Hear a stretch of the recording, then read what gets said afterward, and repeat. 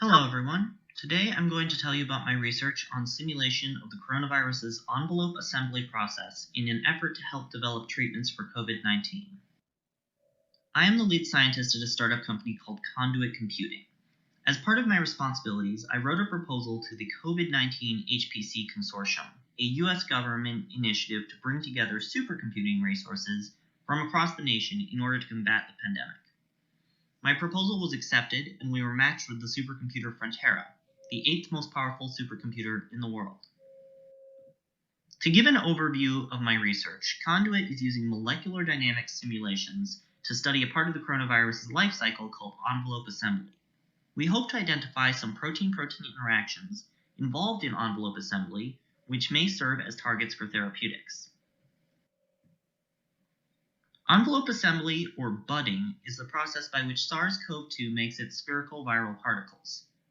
To perform envelope assembly, the virus uses some of its proteins, known as the M and E proteins, to induce membrane curvature into the interior of a host organelle called the endoplasmic reticulum Golgi intermediate compartment.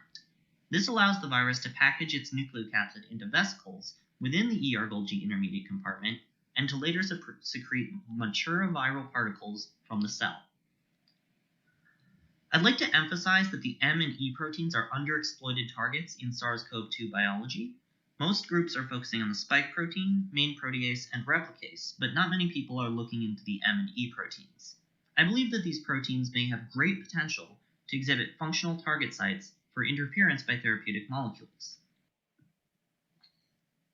To give some more background on the M and E proteins, I'll first say that they are known to be essential for envelope assembly in coronaviruses. This was originally found by scientists studying other coronaviruses when they expressed the M protein and E protein in cells without the rest of the viral proteins. By contrast, the spike and nucleocapsid proteins S and N are not required for envelope assembly.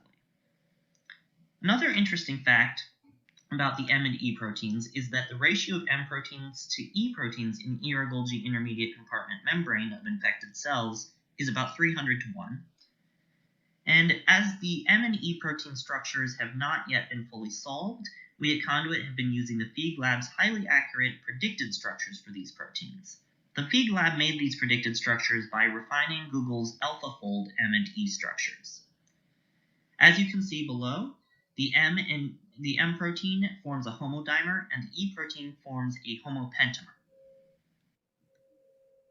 I will now go over Conduit's initial designs of our molecular dynamics simulations for investigating envelope assembly. We are using the software GROMACS to support our molecular dynamics simulations and the graphical user interface VMD, which stands for Visual Molecular Dynamics, to visualize our simulations. As I will discuss more later, we are also using software called GLOMPRO to analyze membrane curvature, and we are using software called PyContact to analyze protein-protein interactions.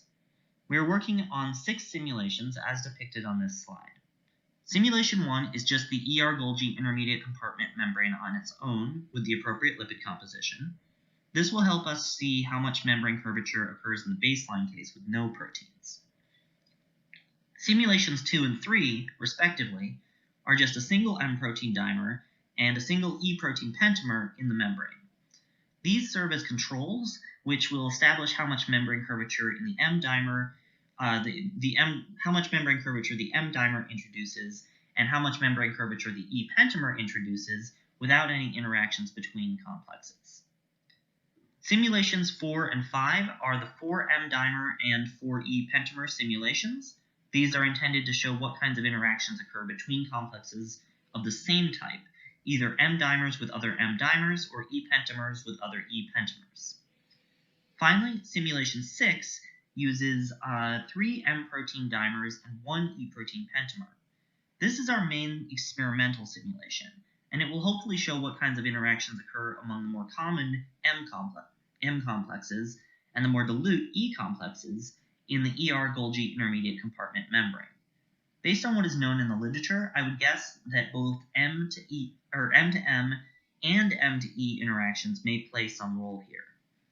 For control simulations 1, 2, and 3, our timescales are 200 nanoseconds. For the more experimental simulations 4, 5, and 6, we are starting with timescales of 500 nanoseconds. though we are actually going beyond that, as I will discuss later. Here's the initial configuration of the first system, the membrane-only system. I've shown the waters on this one, but for clarity I will omit the waters when displaying most of the remaining initial configurations of our systems. This is the initial configuration of the single M-dimer system. We are currently running this system on Frontera. This is the initial configuration of the single E-pentamer simulation. We are also currently running this on Frontera. So here I've got the initial configuration of the 4M dimer simulation. We have finished the 500 nanosecond simulation of this one, though we are now running it for longer, as I will describe soon. And here's the initial configuration of the 4E pentamer system. The 500 nanosecond simulation for this one is finished as well, but once again we are currently running this one for longer. We've not yet run the 3M1E system since we still need to finish equilibrating it. We anticipate having the equilibration finished sometime in the next few days, but until then I unfortunately do not have as pretty of a picture to show you. Here you can see that there are still gaps in between the 4 quadrants of the membrane, but these will go away once equilibration is complete. Since we finished the 4M and 4E simulations, we found that the complexes did not diffuse far enough over the course of 500 nanoseconds to substantially interact. This actually makes sense given what I've seen in the literature for people running similar types of systems. So our next steps for the simulation are to run 4M and 4E for 2 microseconds longer, for a total of 2.5 microseconds. We have plenty of service units remaining on our Frontera allocation, so we can certainly afford to do this. Similarly, we plan to finish equilibrating the 3M1E system and then to run it for 2.5 microseconds. This will hopefully be long enough for some interesting interactions and perhaps membrane curvature to occur.